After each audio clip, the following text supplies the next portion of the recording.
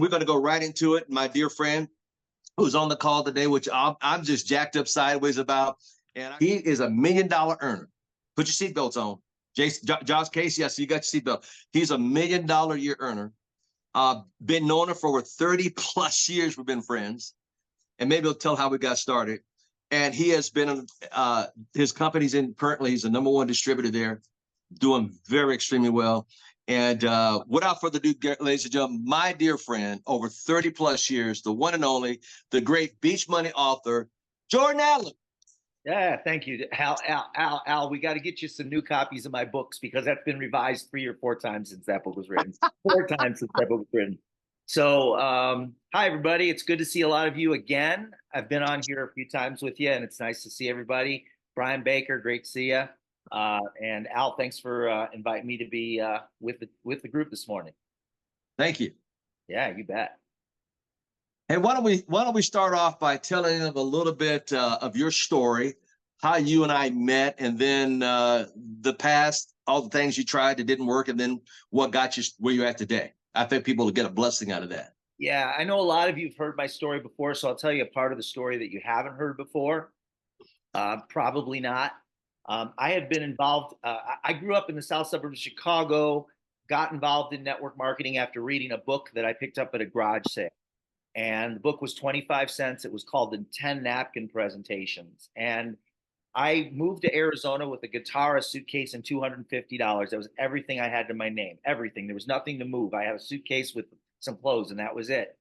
And I actually started working little odd jobs and then answering classified ads for different network marketing opportunities because I was wired as an entrepreneur. My family was not a family of entrepreneurs, but I was wired that way. Like I wanted to live life on my terms, and I knew a job wasn't going to do it. And that book taught me residual income, and it taught me leverage. And so I moved to Arizona, and I started dabbling in different network marketing companies. I got involved in an average of about 1 network marketing company a year. I would work it for a few months and get discouraged and quit. And I did that for 10 years, 11 companies. Joined my 12th company, and I was actually invited to a business presentation in Scottsdale, Arizona at the Safari Resort on the intersection of Scottsdale Road and Camelback. The resort's no longer there. Al was a speaker at the event. I think there were a couple of speakers, but he was introduced, came up. There were about 200 people there. And I remember thinking to myself, man, this guy's funny. He's fun. I'm not sure if I could do this. This is my 12th company, by the way. I'm not sure if I could do this because I don't know if I could ever be as charismatic as Al, but I definitely like what's going on here. So I joined, not with Al. It was somebody else that invited me to that meeting. And I may have shooken Al's hand that night. I don't really know. I don't remember. But a couple months later, I was invited to an event in San Francisco. Now, let me tell you where I was at. I was 34 years old. My rent was $200 a month. I was living in an enclosed garage in Tempe, Arizona. I did not have a running vehicle. My job paid me $14,000 a year at the age of 34 years old. The company had filed bankruptcy and cut my pay in half from $28,000 a year to $14,000 a year. I had $36,000 in credit card debt on 22 credit cards. And I get invited to go to San Francisco to this event, not knowing that Al was going to be there. And the couple that invited me became my mentors. They were 2 of my mentors. Al knew them very, very well, Jay and Meg Smith. And they had to pay for me to go because I didn't have the money. They bought my airline tickets. They paid for my hotel. They bought my ticket to the event.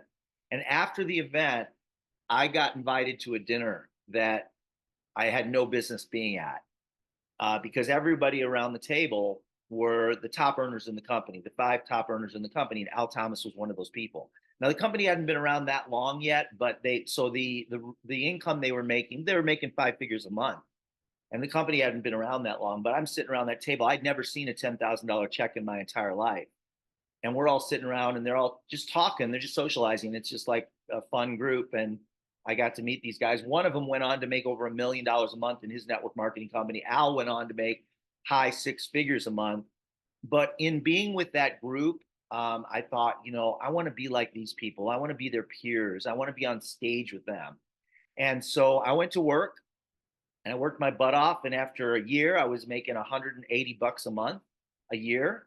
And I worked, like I was working my business for a year, not just like hanging around hoping that it was going to happen. I was giving presentations. And after 3 years, the biggest my check had been was, I think, $2,850. So my checks would go up and down, up and down, up and down. And then between my 33rd month and my 40th month, between that time frame, my checks went from less than $3,000 a month to over $30,000 a month. And I went on to make millions of dollars with that company. And within a matter of a few years, I was on stage with Al Thomas. We became close friends. In fact, there's a whole chapter about Al in my book, Beach Money. And it's on Audible as well. The reason Al is in my book is because he's one that had a significant impact on my career in the network marketing profession. And his friendship means the world to me. We get together. We still get, I have a place in Vegas. We still get together on a regular basis and usually smoke a cigar. We've done a lot of traveling together over the years. So it's just really good to be here. So I joined my 12th company. I over the course of 13 years, it's 144 months in 13 years. And over those 144 months, I personally signed up 129 people. So less than one a month.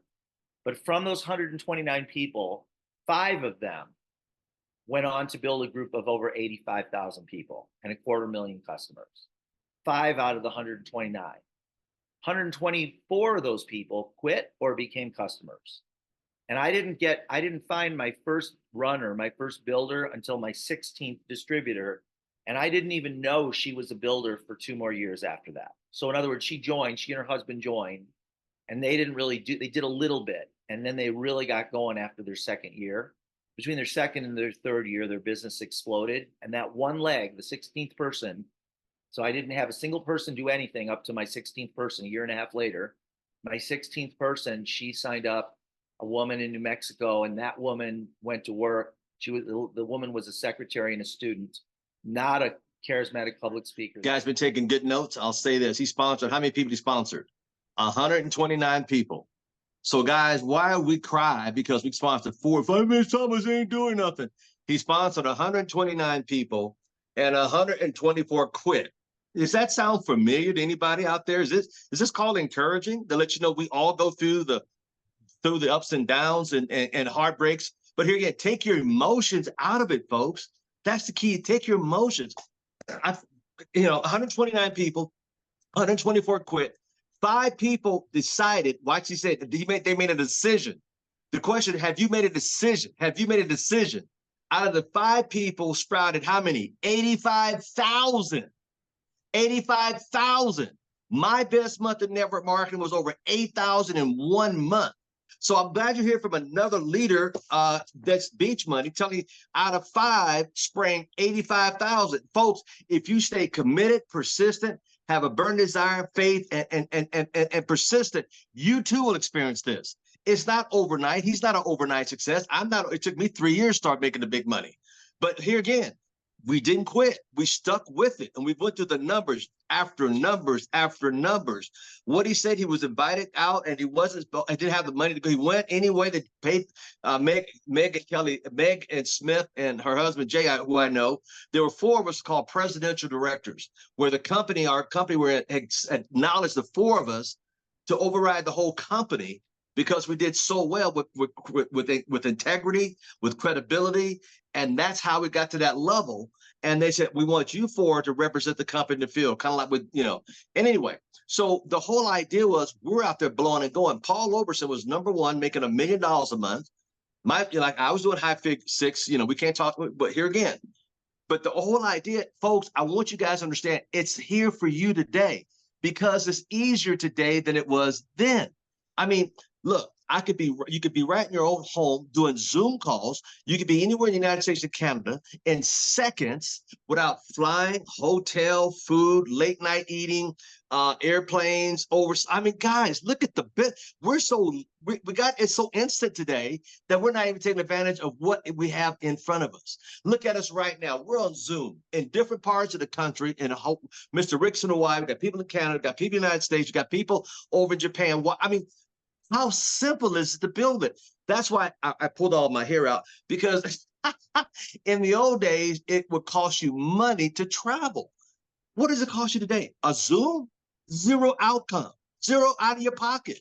Just getting out there and getting your team to do Zoom calls. And that's why I'm really big on the Zooms. I'm really Yeah. big on meeting up. Go ahead, Jordan Allen. No, there's no reason why, even if you're working the business part-time, if you put in 5 hours a week, and let's say there's no reason why you shouldn't be able to give in today's world, working part-time, at least 5 presentations a week. That's like the minimum as a part-time, because with the tools you have today, you've got videos today, you've got the ability to send you know invite people onto live Zooms like this, and it just, so like what I decided to do is the company that myself and Al were with, that company, there was the radical change in technology that made the company's technology obsolete.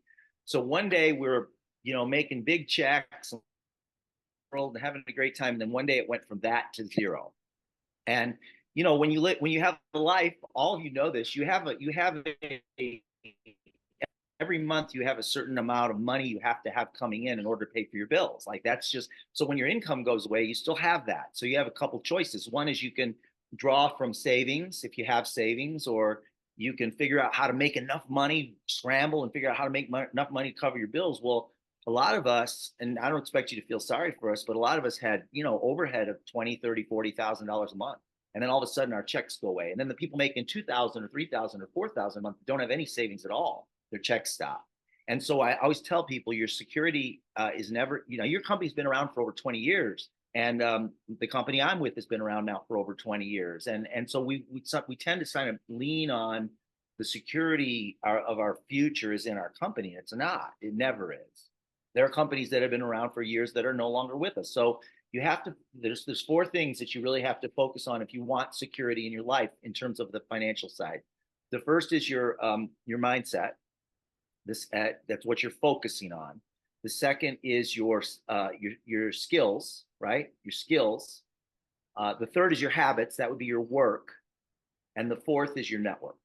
It's the community that you build of people that you're connected to, that trust you, that would follow you to the ends of the earth, as friends, as business associates, as business partners.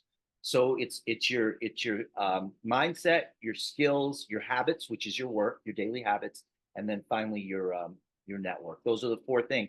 If you focus on those 4 things and get really good at those 4 things, no matter what happens, you're going to be fine. You're going to be fine.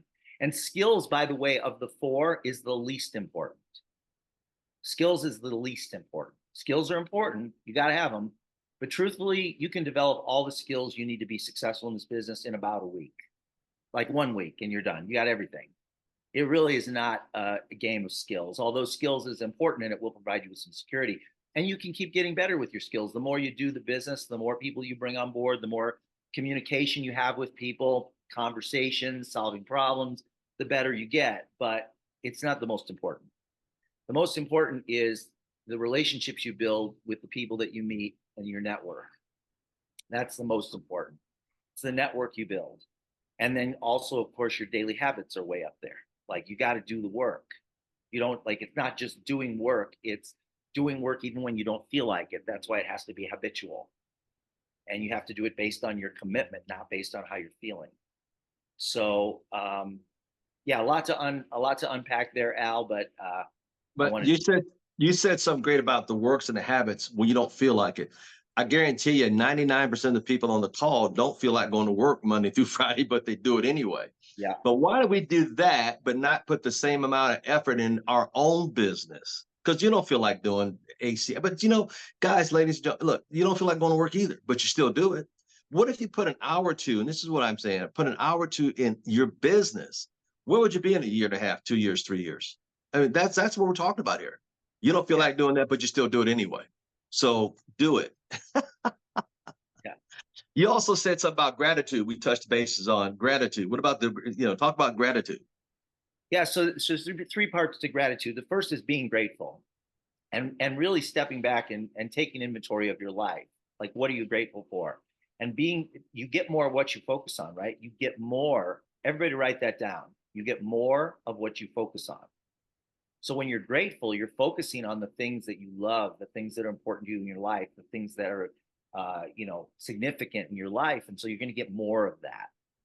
Like if you're appreciative for the love that you have for your family, you're going to get more love. Does that make sense? Right. So the first is to be grateful, but there's a second part of it, and that is to share gratefulness with others. It's not just being grateful for yourself, but it's extending it beyond you.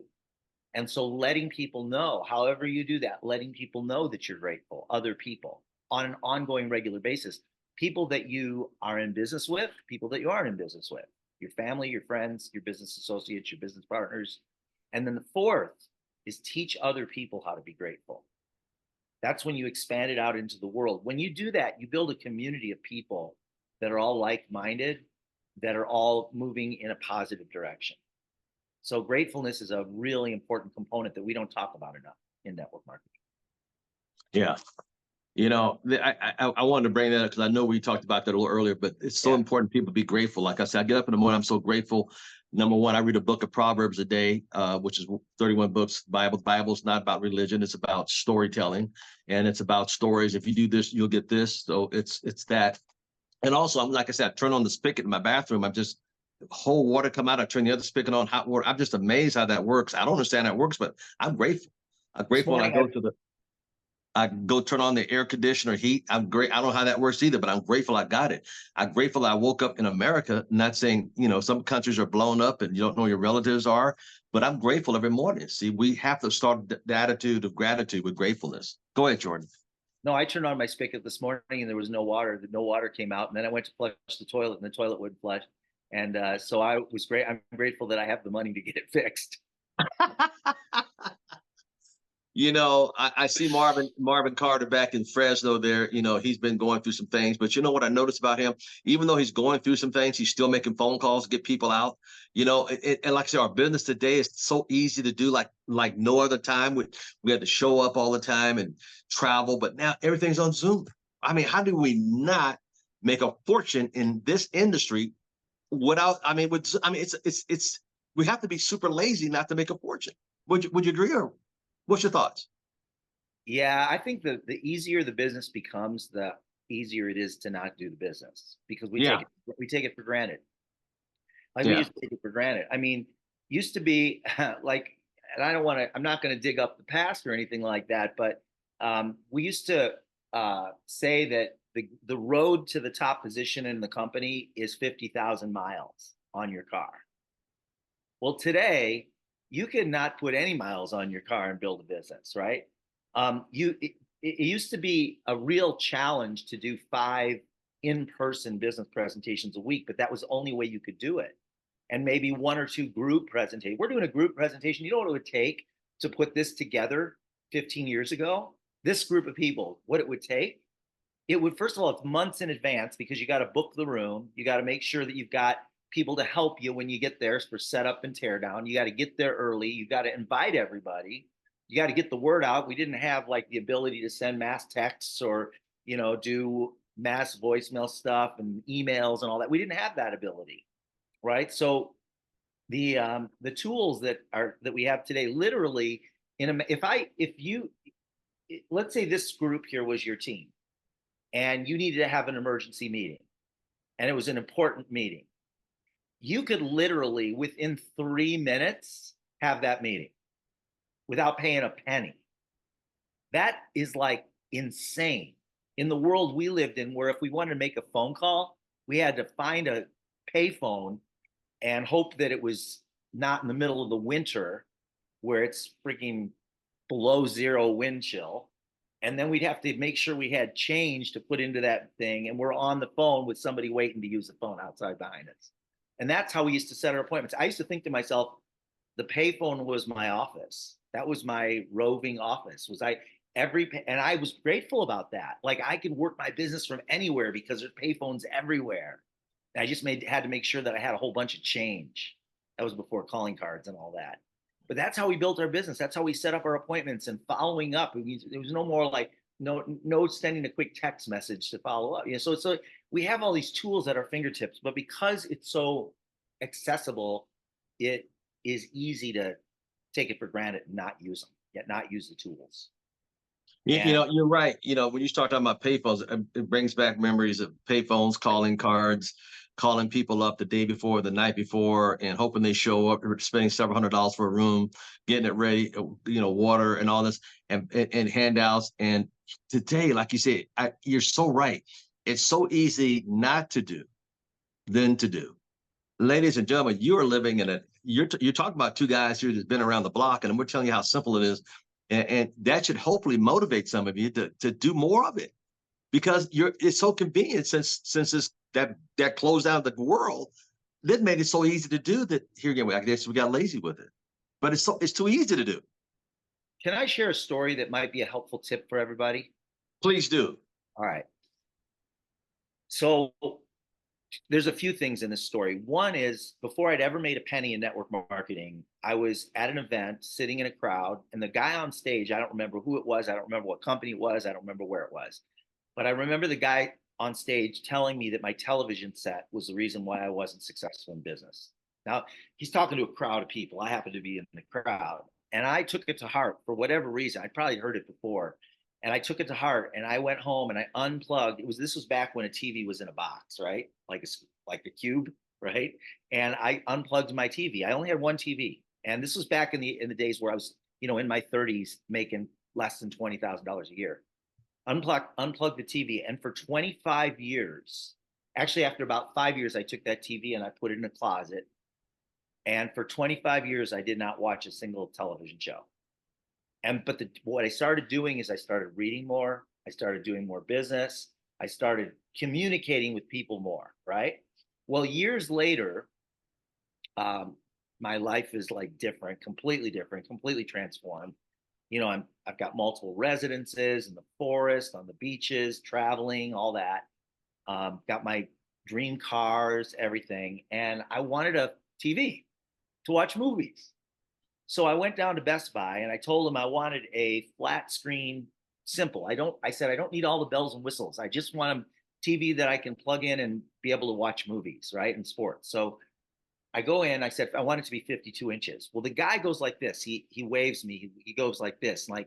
And so I follow him. I follow him to this room. And in this room, there's all these beautiful leather couches and there's the TV. And he hands me these special glasses. And I put the glasses on and he's in surround sound and it's Shrek 3D. And the donkey's coming out of the screen, and there's stuff flying around all over me. I'm like, oh my God, this is unbelievable. Oh, I told him I wanted to spend $750 on the TV. I told him I wanted to spend $750. And I go, so I put the glasses on, I see the 3D, I got it in surround sound. I go, how much? And he goes, $6,500. I said, I'll take it. So I told him I wanted to spend $750 on a TV, and I ended up buying a $6,500 3D TV, which, by the way, I watched 3 movies on over the course of 10 years. So that was like $2,000, more than $2,000 per movie to watch those 3D movies. So anyway, what's the point? The point is that's how you need to show your business. So that guy probably waves 10 people a day into that room, and maybe every other day sells one of those TVs. So he probably sells 3 to 5 of those TVs a week. But he's doing it because he's waving. And that's all he did was, come here, I want to show you something. That's how I build my business today. I've been doing this for a really long time, and I still sign up about 1 new distributor a week, every single week, just on average. Part of it is because I've built a network and I've got relationships that I've built over the years. But the other reason is I go, come here, I want to show you something. And it's really that simple. I don't have a script. If I know Al and I've got a relationship with Al, I said, Al, I need to jump on with you. I need to show you something. That's how I do the business. And then I just use the tools to show them. Like, I got a webinar I'd love to show you. Can I send it to you? Would you watch it? It's 25 minutes. It'll be valuable to you. Would you watch it? Come here, I want to show you something. That's a very simple thing that you can do. And if you strip away all the other crap that you're trying to learn to have these interactions and just keep it that simple, you'll do well. Hey, Jordan, come here. I got something I want to show you. The only people that will follow you into the room are the ones that trust you. Yeah. The only ones that will follow you. Like, if I didn't trust that guy and he's trying to get me in this room, I'm not going with him. But I trusted him. I liked the guy. I trusted him. He said, come with me. And I went into the room and he showed me the 3D thing. So how do you do that? You build relationships. You focus on other people. You ask questions. You listen. You make sure people feel important, people feel seen by you, and that you know, so it's things like complimenting people sincerely, and making sure you remember their birthday if they're close to you, those kinds of things. Then when you do those things, and then you say, and you become friends, then you can say, and it doesn't have to, it can happen really fast. Like, I didn't know the guy. He sold me a TV, but he was friendly. He shook my hand. He looked at me in the eye, you know, and so I trusted the guy, right? A little different situation, but you get the idea. That's a very good story. $700, all I want to spend, and now 6,500. Hey, I remember that TV was hanging down at your place on the strip. I remember you. No, I came. the 3D TV was never on the strip. That was Oh, my wasn't okay. that was my Bose TV. I had a Bose TV there. That was the other TV. Then he got another fancy TV. Yeah. You know, 6,500 for a TV. There you go. You know, even Roxanne put in the comments she don't have a TV. I can't remember when the last time I even watched TV. Yeah. See, why should I don't have time? I don't have that. Look, why should I watch somebody else make their millions when we haven't made our millions? Does that make sense? That's my mindset. But I like what you said, because you know it's so important. Hey, come here. I want to show you something. Tomorrow night, ladies and gentlemen, I'll be doing a 1 through 10 effective presentation right back here at 6 o'clock. Let me see how many people you can tell. Hey, come here. I want to show you something. Tomorrow night at 6. Get them on here tomorrow night at 6 o'clock. I'll be doing a live effective presentation. Jordan, I want to thank you. You've shared some great insights. I wanted you to talk a little bit about the future. Where do you see the future of network marketing going? Well, the tools are just going to get better. I will tell you this. This is what I believe. This is a little bit different than what you might have heard. The more connected we become through our devices, the more connected we become, the more disconnected we are. And you've all experienced that. You see it in the families. You see it with the craziness that's going on social media and the fighting that's going on between people. So the more connected we become, the more disconnected we become. And the more disconnected we become, the more there is a stronger need for personal human connection. And so what's happened right now is when we were kids, like when I was a kid, when Al was a kid, many of you, we would get bombarded with about 500 to 1,000 marketing messages a day. And that was billboard, television, radio, that kind of stuff. About 500 to 1,000. Well, today, because of swiping and because of emails and all that, and now with AI, we're getting hit with anywhere between 10,000 and hundreds of thousands of messages per day. And with AI, it multiplies times 1,000, because you can now push a button and generate on multiple platforms, generate ads, right? Generate marketing. Everybody's marketing. Everybody, all these people that are starting their independent businesses, and there's thousands of them a day that are starting, their number one focus, think about this, their number one focus is marketing.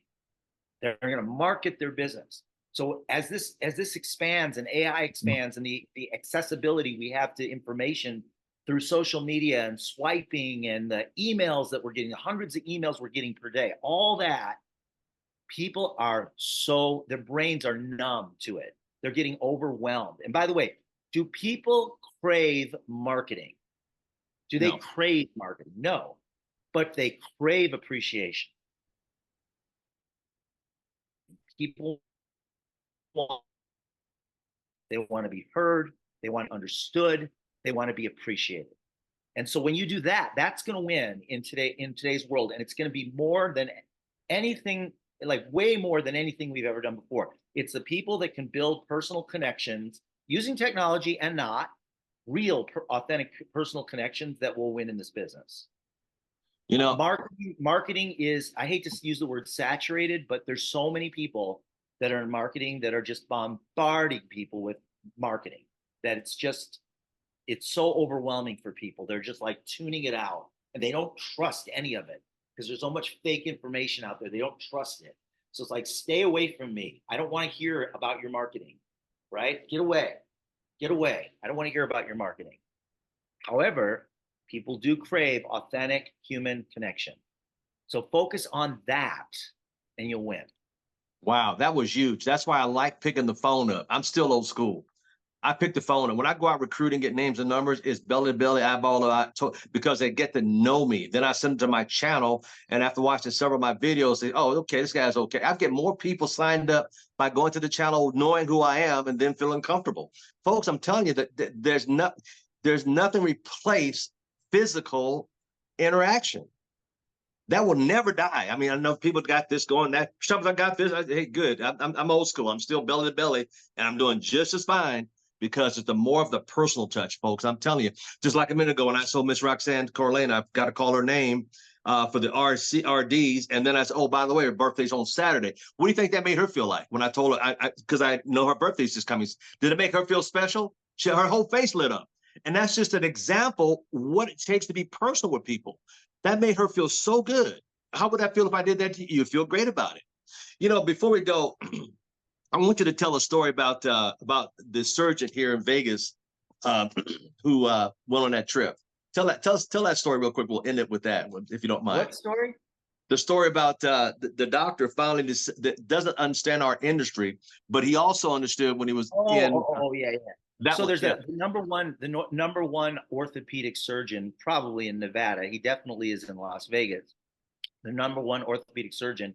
He's a friend of mine, and they were all going to Bora Bora, and I got invited to go. This was a few years ago, and this guy owns 2 private jets. The surgeon owns 2 private jets, and multi-million-dollar home, and all this.